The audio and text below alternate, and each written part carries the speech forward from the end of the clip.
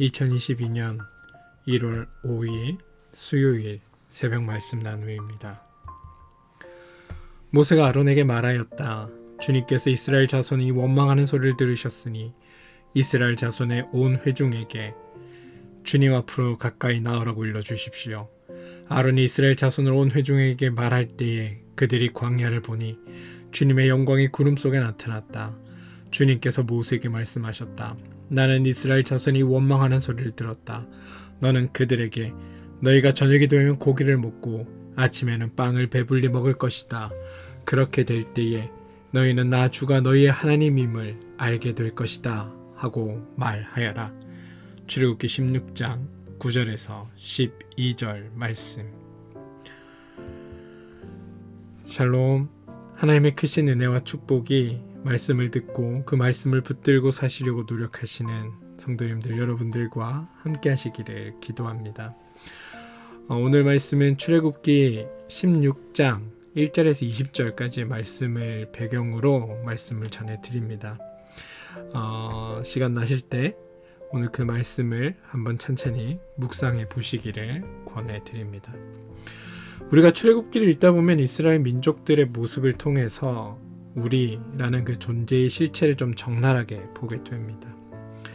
우리는 말씀을 읽으며 좀 저렇지, 어떻게 하나님 앞에서 저럴 수가 있을까? 라며 혀를 끌끌 찰 수 있지만 사실 이들의 모습이 바로 나의 모습, 우리의 모습임을 발견해야 합니다. 말씀을 읽어나갈 때 우리가 주의해야 할 점이 있는데 등장인물이나 상황을 어떠한 특정한 민족이나 특정한 지역 사람들의 특색만으로 이해해서는 안 된다는 겁니다. 무슨 말인가 하면 이 나쁜 놈 이스라엘 놈들이라거나 어쩌면 이스라엘 사람들은 하나님 앞에 저럴 수가 있대 라고 생각하면 안 된다는 겁니다. 이스라엘 백성들의 모습을 통해서 우리는 나 혹은 우리의 모습을 보아야 합니다. 우리가 말씀을 읽고 묵상하는 까닭은 말씀 속에서 온전하신 하나님의 뜻을 깨달아 알기 위함입니다. 그런데 그렇게 되어감에 있어 말씀이 나를 향한 하나님의 음성이 되어 들리는 순간을 우리는 한 번쯤 반드시 경험해야 합니다. 그리고 이것이 경험되는 순간은 말씀 안에서 내가 비춰져 보일 때입니다.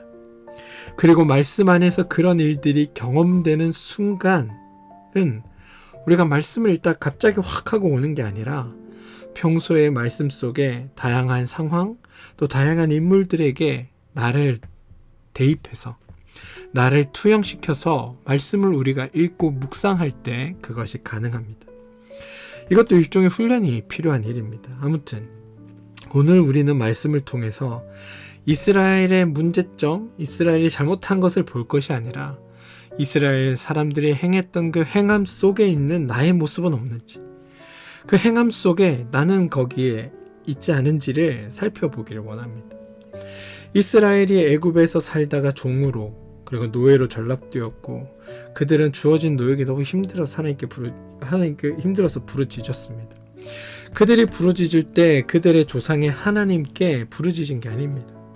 그냥 너무 힘드니까 달리 하소연할 곳이 없으니까 누구라도 좀 들어달라고 부르짖었습니다. 우리의 하나님은 그 소리를 듣고 반응하신 겁니다. 그리고 하나님은 이스라엘을 도우셨습니다. 저희가 살펴본 대로 10번의 이적들을 통해서 이스라엘을 출애굽시켜 주셨습니다. 이스라엘로서는 감격스러운 일입니다. 너무나 놀랍고 고마운 일입니다. 자기들이 찾지도 않았고 자기들이 부르지도 않았고 자기들은 심지어 기억조차 하지 못했던 그 하나님이 자신들의 그 고된 노역에서 건져주시고 노예라는 그 신분에서 해방시켜 주셨으니 사실은 얼마나 감동적인 일입니까? 그럼 거기에 반응해서 이스라엘은 감동을 받고 그 감동에 따라 하나님께 무한한 감사를 드렸을까요? 결론은 아닙니다. 그러지 않았습니다. 딱 한 번 홍해를 가르신 후에 그들이 하나님의 놀라운 행하심에 감동해서 하나님을 찬양했지만 아시다시피 마라라는 곳의 그 쓴물 앞에서 자기들이 직면한 그 어려움 앞에서 하나님을 원망하기 바빴던 게 이스라엘 모습입니다. 상상하지도 못할 놀라운 일을 경험한 지 불과 3일밖에 안 되었습니다. 홍해가 갈라지는, 모든 애굽의 적병들이, 병사들이, 마병들이 그 바다에 빠져 죽은 거를 경험한 게 3일 전의 일입니다. 그런데 그 3일 만에 이들은 하나님의 놀라우심을 기억하기보다 하나님에 대한 원망을 쏟아 놓습니다. 아이들이 원망하는 거 물론 이해할 수 있습니다. 왜냐하면 원래 바닷길을 통해서 애굽에서 가나안까지는 사실 10일에서 15일 정도면 충분히 갈 수 있습니다. 이들이 애굽에서 나올 때 사실 급하게 나오느라 딱 이만큼 버틸 정도로 아마 준비해서 나왔을 게 분명합니다. 그리고 바닷길을 통해 가나안으로 가는 그 길은 평소에도 많은 이들이 이용하는 길입니다. 그러니까 상인들이나 이런 사람들이 늘 이용하는 길인 거죠. 그렇기 때문에 가는 동안 준비된 여러 가지 샘이나 마을들이 존재합니다. 물도 필요한 만큼만 아마 이들은 챙겼을 겁니다. 왜? 중간에 기착지에서 물을 받을 수 있으니까요. 말하진 않아도 짧은 준비 시간에 이들은 자신들의 최선을 다해 떠날 준비를 했을 겁니다. 그러면서 이렇게 생각했을지도 모릅니다. 자, 이제 우리가 새로운 땅으로 떠날 준비가 된 것 같은데, 그래, 보름이 뭐야, 2달치 거뜬히 버틸 정도는 충분히 챙겨야겠지. 그 이상 필요한 것들은 가서 그 나라의 전쟁을 통해 가지고 상대방의 것을 빼앗아서 그것으로 정착할 때까지 버티는 것으로 하고, 일단 땅을 좀 얻으면 농사를 짓겠지만 소출이 생길 때까지는 사냥도 좀 하고, 기존에 가져갔던 이렇게 데려가는 동물들을 좀 교배시켜서 그 나는 것들을 좀 먹고, 그러면 이래저래 충분히 소출 날 때까지 버틸 수 있지 않을까? 아마 이 정도가 지금 애굽을 떠나는 이스라엘 백성들이 생각했던 최선 정도의 생각이었을 겁니다. 그리고 여기에 맞춰 이들은 준비를 했을 겁니다. 물론 이 준비에 자신들이 최선을 다했음이 분명합니다. 그리고 이것은 우리 인간의 최선입니다. 그런데 여러분, 하나님은 보란듯이 이 모든 것을 무너뜨리셨습니다. 우리의 얄팍한 생각 따위가 아니라 온전히 하나님만을 의지할 수밖에 없는 그 광야의 길로, 바닷길이 아니라 광야의 길로 하나님은 그의 걸음을 인도하셨던 겁니다. 잠언 16장 19절에는 사람이 마음으로 자기의 길을 계획할지라도 그의 걸음을 인도하시는 이는 여호와이시니라 라는 고백을 드립니다. 이러한 고백은 바로 출애굽기의 이 경험이 바탕이 된 하나님에 대한 경험의 고백인 겁니다. 광야로 접어들어 3일 동안 이들은 자신들이 애굽에서부터 챙겨왔던 물이 바닥이 나는 것을 보게 됩니다. 아껴서 쓰고 있지만 어떻게 될지 모르는 상황에서 이들은 앞날이 걱정되기 시작하고 그들을 이 길로 이끈 모세가 원망스러워집니다. 사실 물이 좀 풍부했던 애굽에서 물이 떨어지는 것을 경험해보지 않았던 이들은 큰 시험을 만난 것과 같습니다. 사실 모세를 원망하는 마음은 그것 때문에 생겼고, 그들 앞에 먹지도 못할 쓴물이 주어지자 그 원망함이 폭발할 듯 이렇게 드러난 겁니다. 오늘 이야기를 한번 가볼까요? 엘림에서 그들은 천국을 맛봅니다. 앞날은 모르겠지만 일단 엘림이라는 곳에 머무르는 동안 이들은 대만족이었습니다. 지난주도 말씀드렸듯이 엘림이란 곳은 하나님께서 이들을 충만하게 하셨다는 그 증언들로 가득한 곳입니다. 70그루의 대추야, 나무가 70그루에서 뜬 게 아니라 온 이스라엘 민족들이 다 충분히 먹을 만한 곳이었고, 샘 12개, 이것도 이스라엘 12지파인 모든 사람들이 거기서 충분히 모든 것을 누릴 수 있었다라는 의미로 읽을 수 있습니다. 아무튼 이들은 엘림에 있는 동안 너무나 만족했습니다. 하나님은 이들을 엘림이라는 곳에서 2달하고 보름이 넘도록 두셨습니다. 이들은 아무런 두려움도 없었고 강도 높은 노동에 대한 염려도 없이 2달이 넘는 시간 동안 이곳에서 꿀맛 같은 시간을 보내게 됩니다. 세상에서 지금까지 살면서 이렇게 행복한 적이 있었나 라는 기억이 있을 정도로 그들에겐 충만함과 풍성함이 이 엘림이라는 곳에 있었습니다. 하나님께서 이끌어 가셨으니 그것이 얼마나 아름다웠겠습니까? 그들은 그곳에서 자기의 삶을 그리고 앞으로 살아갈 것들에 대한 걱정을 잊고 충분히 쉬었던 것 같습니다. 이곳에서의 삶이 익숙해지고 이 평안이 익숙해질 때쯤 갑자기 하나님이 이들을 이끌고 움직이기 시작하는 겁니다. 이들은 신광야라는 곳에 이릅니다. 엘림에서 2달이나 지체있기에 애굽에서 가져 나온 식량도 거의 바닥이 납니다. 슬슬 앞으로가 걱정입니다. 게다가 이들은 이미 천국과 같은 평안함과 충만함을 맛보았기 때문에 이 광야의 생활 그리고 앞으로 살아갈 시간들이 막막하고 갑갑하고 힘들어서 미칠 지경입니다. 슬슬 불만이 솟구쳐 오릅니다. 이스라엘 백성들은 홍해를 건너면서 마라에 이르러서 그리고 엘림에 지내면서 사실은 하나님이 어떤 분인지를 깨달았어야 합니다.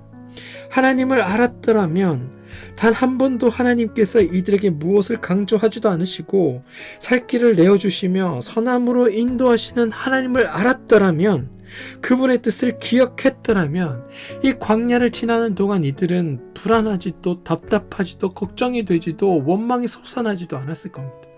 근데 이들은 그곳에서 지내는 동안 하나님이 그런 분이라는 것을 까맣게 잊었습니다. 아니, 알지 못했습니다.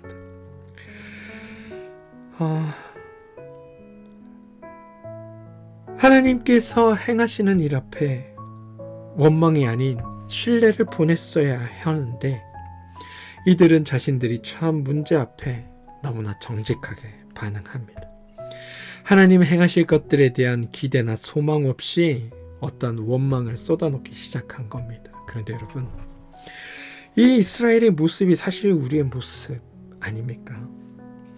우리도 사실 이 이스라엘과 다르지 않습니다. 솔직히 여러분, 나의 힘듦과 어떤 불편 앞에, 나의 고난과 어려움 앞에 우리는 누구보다도 진심이 되는 존재들 아닙니까?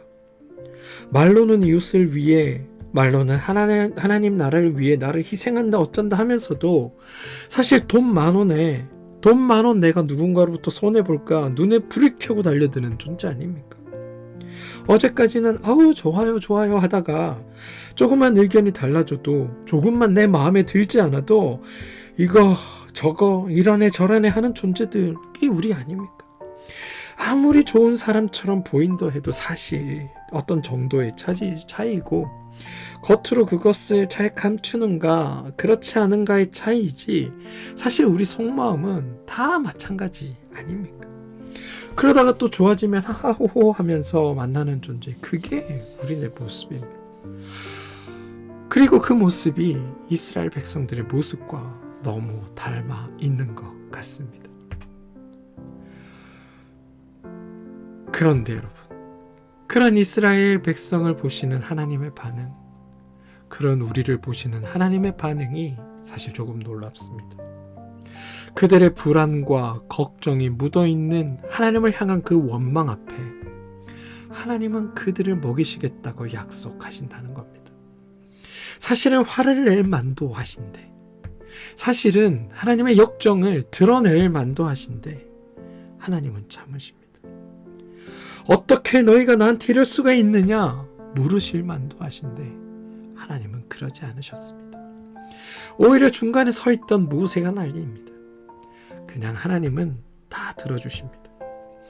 왜냐하면 하나님은 아직 우리가 하나님에 대해 제대로 알지 못한다는 것을 하나님은 알고 계시기 때문입니다. 제가 이렇게 말씀드린 근거가 있습니다. 이스라엘 백성들의 원망에 대해 성경이 강조하고 있는 부분이 있는데 7절, 8절, 9절, 12절을 한번 보시면 여호와께서 이스라엘의 원망함을 들으셨다라고 고백하고 있다는 사실입니다. 이스라엘이 하나님께 원망했습니다. 그런데 하나님은 실망도 안 하시고 어이없어도 하지 않으시고 낙심하지도 않으시고 화를 내시도 않으시고 그냥 이들의 원망하는 그 원망에 들으셨다는 겁니다. 그리고 하나님의 일하심으로 그 모든 원망들의 근원이 사라지게 하셨습니다. 이게 하나님의 은혜를 통해 발견할 수 있는 은혜입니다. 그럼 하나님은 왜 만나와 메추라기를 주셨을까? 하나님이 만나를 주시는 이유는 단지 이스라엘 백성들에게 먹을 것을 공급하기 위해서는 아닙니다. 그것만이 목적은 아니라는 겁니다. 이스라엘 백성이 하나님을 원망했기 때문에 그 원망 소리를 듣지 않기 위해서도 절대 결코 아닙니다. 하나님이 행하시는 모든 행하심의 근본적인 목적은 언제나 하나님이 어떤 분인지를 알게 하려는 것에 있습니다. 특히나 이 출애굽기에서는 더 그렇습니다. 단지 음식을 제공하는 게 아니라 하나님을 알게 하는 것, 하나님을 인정하게 하는 것, 하나님을 믿고 신뢰하게 하는 것이 하나님의 목적이라는 겁니다. 너희의 얄팍한 생각, 얄팍한 준비 같은 게 아니라 나 하나님의 일하심을 보고 나 하나님의 일함과 행함을 보고 너희가 나를 알라고. 오늘 또 이스라엘을 향해서 그리고 말씀을 듣는 우리를 향해서 말씀하고 계신다는 사실입니다. 2개월이나 넘게 엘림에 그들을 두셨던 것도 아무것도 없는 상황에서 하나님만을 의지하면 너희가 어떤 일을 경험하게 되는지를 알게 하기 위한 하나님의 계획하심이라는 사실입니다. 그리고 아직 하나님을 알지 못한 이스라엘 민족들이 하나님을 원망하며 나섰을 때 그들이 상상하지도 못한 만나와 메추라기로 그들을 먹이시고 채우심을 통해 하나님이 어떤 분인지를, 하나님이 너희를 위해 무슨 일을 하는지를 알게 하기 위해 하나님은 이 일을 계획하고 진행하셨다는 겁니다. 그리고 이 사실은 지금을 살아가는 우리에게도 여전히 유효한 일입니다.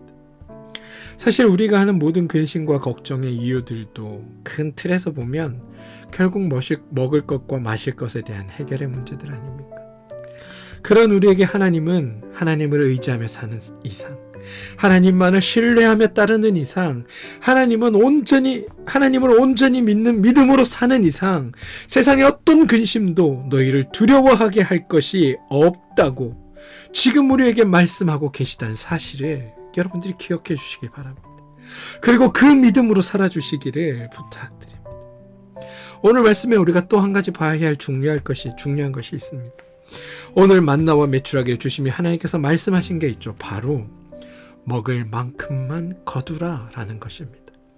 내일 또 내일 먹을 양식을 하나님께서 주시리니 너희는 오늘 너에게 준 것들에 만족하고 내일은 내일에 주실 은혜로 너희가 살아라 라고 하신다는 겁니다. 이건 단순히 그냥 내일만 책임지겠다라는 뜻이 아닙니다. 너의 모든 삶을 하나님께서 책임져 주시겠다고 하나님이 말씀해주고 있다는 사실입니다. 그것도 아껴 겨우 먹을 정도로 주시는 것이 아니라 너희가 배불리 먹고 남을 만큼 주시겠다고 하나님은 말씀하고 있다는 겁니다. 이게 하나님을 믿는 이들, 하나님을 신뢰하는 이들, 하나님을 붙드는 이들, 하나님을 의지하는 이들에게 주시는 하나님의 은혜입니다. 그런데 여러분, 이 은혜를 무용지물로 만드는 일이 있습니다. 무엇인가 하면 내일이 두려워 더 많은 것을 거두었을 때입니다. 하나님에 대한 신뢰가 거두어졌을 때 모든 것이 상하게 되었다고 성경은 우리에게 전하고 있습니다.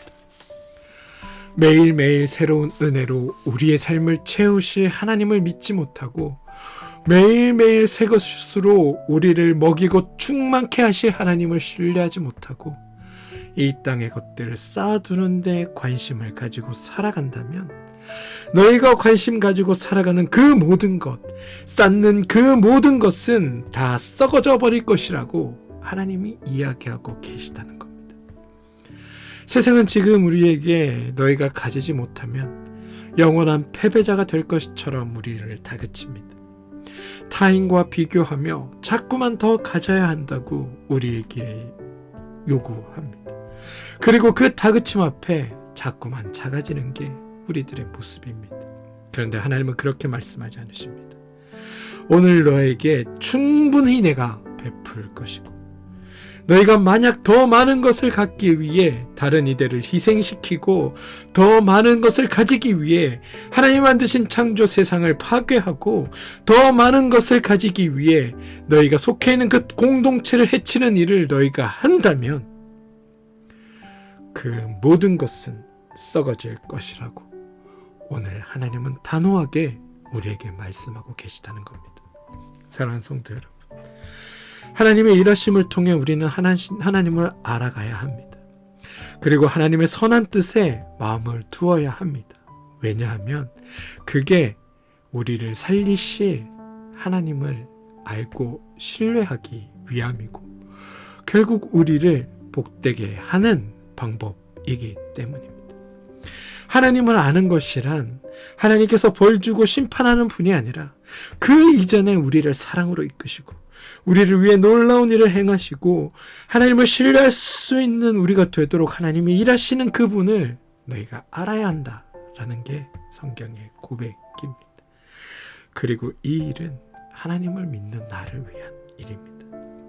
비록 우리가 그렇게 배우지 못하고 그렇게 해보지 않아서 일상에서 하나님의 일하심을 발견하는 게 어색하고 불편하고 어려울 수 있지만 하나님을 알기 위해 애쓰는 것, 하나님의 일하심을 내 삶에서 발견하기 위해 노력하는 것은 우리의 신앙의 시작점이자 최종점이라는 것.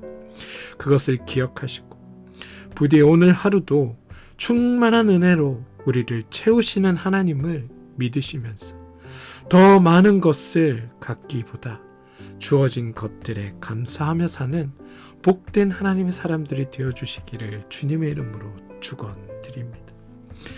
우리가 하나님의 것에 관심 가지고 하나님을 붙들며 나아갈 때 하나님은 우리와 함께 하십니다. 함께 기도하겠습니다. 하나님, 우리는 자꾸만 세상의 다그침 가운데 고개를 숙이게 됩니다. 그러다 보니 내 앞에서 그리고 내 옆에서 일하시는 하나님을 보지 못하고 바로 눈앞의 작은 이익에 매여 하나님을 잊고만 삽니다. 이런 저희들을 주님 불쌍히 여겨주십시오. 부디 바라기는 오늘 하루 한결같이 우리를 사랑하셔서 지금도 우리를 위해 일하시는 하나님을 보게 하여 주시고 하나님을 알게 되는 놀라운 일을 우리가 경험할 수 있도록 우리를 이끌어 주시옵소서. 어떤 상황이 우리 앞에 닥친다 할지라도 하나님의 그 선하심과 은혜 주심을 기억하고 믿으며 감사함으로 살게 하시고 그렇게 살아가는 우리에게 하늘의 신령한 복을 더하여 주시옵소서. 예수님의 이름으로 기도합니다. 아멘.